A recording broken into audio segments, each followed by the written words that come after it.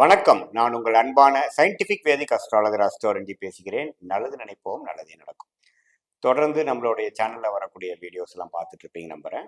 அறிவியல் சார்ந்த ஜோதிட கருத்துக்கள் எந்தவித மூட நம்பிக்கைக்குள்ள போகாமல் மிகைப்படுத்தாமல் பார்த்து கொண்டிருக்கிறோம்.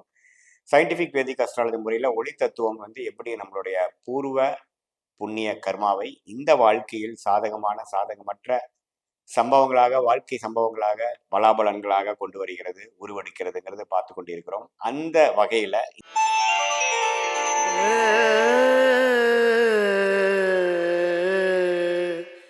துலாம் ராசிக்காரர்களுக்கு 2025 ஜனவரி மாதம் எப்படி இருக்குன்னு பார்க்கும் பொழுது, ஆண்டு கிரகத்தோட முக்கியத்துவம் ரொம்ப இம்பார்ட்டன்ட்டுங்கிறது நமக்கு தெரியும். ஆண்டு கிரகத்தோட அமைப்பு நம்ம தேவை.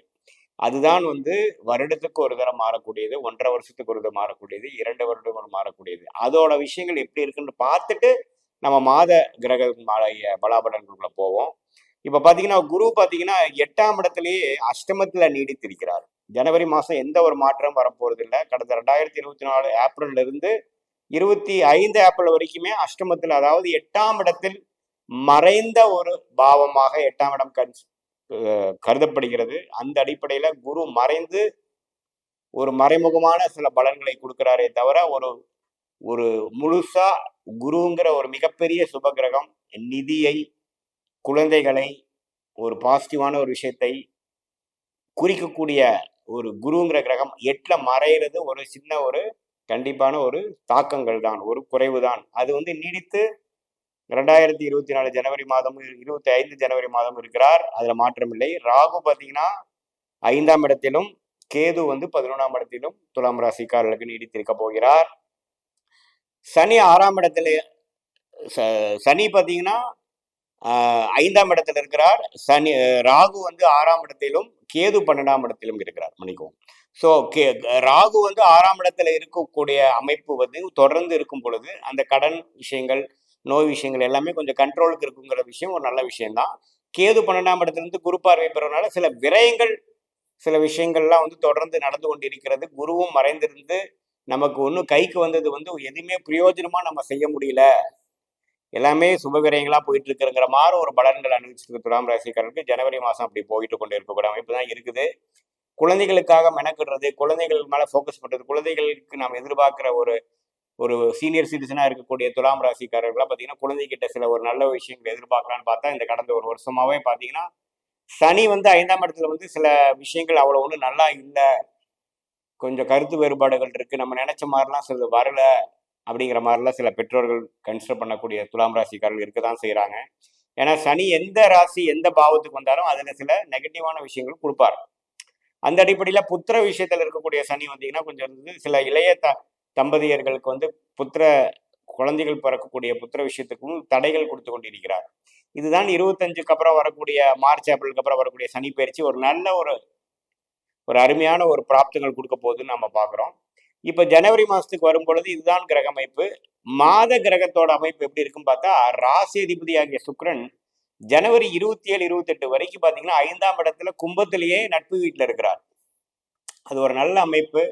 கிரியேட்டிவாக வேலை செய்கிறது, பிடிச்ச விஷயங்கள் செய்கிறது, வயசு வித்தியாசம் இல்லாத, இது விஷயம் இல்லை மாறாத துலாம் ராசிக்காரர்கள் எல்லாருமே பார்த்தீங்கன்னா கொஞ்சம் உத்வேகமாக செயல்படுறது, கொஞ்சம் சனியோட சேர்ந்து அந்த சுக்கிரன் இருக்கிறனால கொஞ்சம் காதல் வயப்படுறது, இளைய பருவத்தினர் பார்த்தீங்கன்னா ஒரு காதல் வயப்படுறது, நட்பு விஷயம் காதலாக மாறுறது, பிடிச்ச விஷயங்கள் செய்யறதுங்கிற மாதிரி ஒரு ட்ரெண்டு கொடுக்கக்கூடிய ஒரு அமைப்பு ஜனவரி மாதத்துக்கு இருக்கு. அதே சமயத்தில் மாதத்தின் இறுதி 3 நாட்கள் உச்சம் பெறக்கூடிய மீனத்துக்கு போறார். ஸோ அது பார்த்தீங்கன்னா உண்மையிலே நல்ல பீரியட். அது பிப்ரவரி மாதம் நல்ல பலன்கள் கொடுக்கக்கூடியதுக்கு ஒரு ஆரம்ப கட்ட நாட்களாக இருக்கக்கூடிய அமைப்புகள் கண்டிப்பாக துலாம் ராசிக்காரர்களுக்கு மாத இறுதி வாரம் அப்படி கொடுக்குதுங்க. ஸோ ஜென்ரலாக பார்த்தீங்கன்னா சுக்கிரனோட சஞ்சாரம் தப்பில்லை. ராஜயோகாதிபதி சனியோட சேர்ந்திருக்கிறது, சில மெனக்கெடுதல், சில மாற எண்ணங்கள், சில நட்பு இது மாதிரி மாறுறது, கடுமையாக உழைக்கிறது, ஒரு உத்வேகத்தோட செயல்படுறது, அது மாதிரி விஷயங்கள்லாம் கொடுக்கக்கூடிய அமைப்புகள் கண்டிப்பாக உண்டு. சூரியன் பார்த்தீங்கன்னா தனுசுல 3ஆம் இடத்துல மறைந்திருந்த சூரியன் ஜனவரி 14ஆம் தேதி பார்த்தீங்கன்னா மகரத்துக்கு வரார், தை மாசம் பிறந்ததுலேருந்து. ஸோ எப்போ மகரத்துக்கு சூரியன் வராரோ அதுதான் தை மாசத்தின் பிறப்பு. ஸோ அது ஒரு நல்ல ஒரு அமைப்பு. ஏன்னா சூரியன் குருவோட வீட்டில் இருக்கிறதோட 4ஆம் இடத்துக்கு வர்றது நல்ல விஷயம். ஸோ என்னதான் நிஷ்பலம் பெற்றாலும் அவர் வந்து அந்த அந்த 10ஆம் வீட்டில் இருக்கக்கூடிய சூரியனுக்கு ஒரு பலம் இருந்தாலும் 4ஆம் இடத்துல இருக்கக்கூடிய சூரியன் வந்து 3ஓட கொஞ்சம் பெட்டரான சில விஷயங்கள் கொடுப்பார். லாபஸ்தானாதிபதியே வந்து ஒரு நாளுக்கு வரும்பொழுது சில விஷயங்கள் ஒரு மாதிரி ஹோல்டா இருக்கிற விஷயம்லாம் கொஞ்சம் பாசிட்டிவா நடக்கக்கூடிய அமைப்புகள் இருக்கு. அதே சமயத்துல செவ்வாய் 10ஆம் இடத்திலேயே பார்த்தீங்கன்னா இருக்கிறது ரொம்ப நல்ல விஷயம். தொழில் வேலை விஷயத்துல உத்வேகமாகவும், சில செயல்திறனோடும், சில கொள்கை, சில முயற்சிகள் குறையாமல் செய்யக்கூடிய அமைப்புகள் உண்டு. செவ்வாயும் பார்த்தீங்கன்னா, ஜனவரி 21ஆம் தேதி வக்ர ரீதியாக 9ஆம் இடம் என்று சொல்லப்படுகிற மிதுனத்துக்கு போறார். தந்தையார் விஷயங்கள்ல கொஞ்சம் உடல்நல கோளாறுகள், சில சில ஒரு மாதிரியான சில நெகட்டிவ் விஷயங்கள் வர வாய்ப்பு உண்டு. ஸோ பொதுவாக போகும்போது 10ஆம் இடத்திலேயே நீச்சமா இருந்தாலும் இருப்பது வந்து நல்ல விஷயம்தான். தொழிலில் வந்து அதிக மேன்மை, வேலையில வந்து கொஞ்சம் அதிக ஃபோக்கஸ் கொடுக்கக்கூடிய மாதம் முழுசா வந்து ஜனவரி மாதம் இருக்கு. குறிப்பா வந்து முதல் 3 வாரத்துக்கு இருக்கு. அதே சமயத்துல சூரியன் 4ஆம் இடத்துக்கு வர்றதும் பார்த்தீங்கன்னா, சில இதெல்லாம் கொஞ்சம் ஃபாஸ்ட்டா நடக்கிற மாரி சில விஷயங்கள் இருக்கு. புதன் வந்து 2ஆம் இடத்திலேயே 3 நாளுக்கு குருவின் பார்வையில இருந்து, அதுக்கப்புறம் தனுசுக்கு போய், அப்புறம் 21 25ஆம் தேதியிலிருந்து மகரத்துக்கே போறார். ஸோ புதனின் சஞ்சாரம் ரொம்ப நல்லா இருக்கு. குருவின் பார்வை பெறுகிறார். ஸோ நல்லா புத்தி கூர்மையா படிக்கக்கூடிய அமைப்பு. கொஞ்சம் இதுவரைக்கும் டல்லா இருந்தவங்கலாம் கொஞ்சம் நல்லா கான்சன்ட்ரேட் பண்ணி படிக்கக்கூடிய மாணவர்களுக்கு கொடுக்கக்கூடிய ஒரு ஃபோக்கஸ் கான்சன்ட்ரேஷன் கிடைக்கக்கூடிய அமைப்பு கண்டிப்பா இருக்கு. ஏன்னா குருவின் பார்வை நீடித்திருக்கிறார். என்னதான் தனுசுக்கு போனாலும் குரு பார்வை கம்மியானாலும் மிதுனத்துக்கு கனெக்ட் ஆகிறார். ஸோ நல்லாவே சில கான்செப்ட்ஸ்லாம் படிச்சு காம்படிட்டிவ் எக்ஸாம் கிளியர் பண்ணக்கூடிய நடுத்தர வயதில் மாணவர்களாக இருந்தாலும் சரி, 10th 12th அது மாதிரி எக்ஸாம் எழுதக்கூடிய குழந்தைகளாக இருந்தாலும் சரி, இளைய பருவத்தினர் இருந்தாலும் சரி, நல்லாவே வந்து இந்த புதனின் சஞ்சாரம் வந்து நல்லாவே ஓரளவுக்கு எக்ஸாம் டைம்ல வந்து ஏனாதானம்னு இல்லாம ஓரளவுக்கு கிளாரிட்டியோடையும் அந்த ட்ரையல் எக்ஸாம், மாடல் எக்ஸாம்லாம் வந்து உத்வேகமாக செயல்படக்கூடிய அமைப்பு ஜனவரி மாதம் துலாம் ராசிக்காரர்களுக்கு கண்டிப்பாக கொடுக்கக்கூடிய அமைப்பு புதன் கொடுக்குதுங்க. ஸோ பொதுவா பார்க்கும் பொழுது செவ்வாயின் சஞ்சாரம், சுக்கிரனின் சஞ்சாரம், பெயர்ச்சி, இந்த புதனின் பெயர்ச்சிகள், சூரியனின் பெயர்ச்சிகள் எல்லாமே ஓரளவுக்கு சாதகமான ஒரு பலன்கள் தான் இருக்குது ஒழிய, இந்த அஷ்டமத்தில் இருக்கிற குரு வந்து நீடித்து 8லயே இருக்கிறாருங்கிற ஒண்ணுதான் குறை. ஸோ மற்றபடி எல்லாமே கொஞ்சம் பரவாயில்லை. பொதுவா பார்க்கும் பொழுது இன்னும் 2025 மார்ச், ஏப்ரலுக்கு அப்புறம் துலாம் ராசி தான் 2025லயே வந்து பெஸ்ட் பலன் அனுபவிக்கக்கூடிய ராசியாக நம்ம பார்க்குறோம். நிறைய டிவி ப்ரோக்ராம்ஸ் எல்லாத்துலேயும் அப்படிதான் முடிவு பண்றாங்க.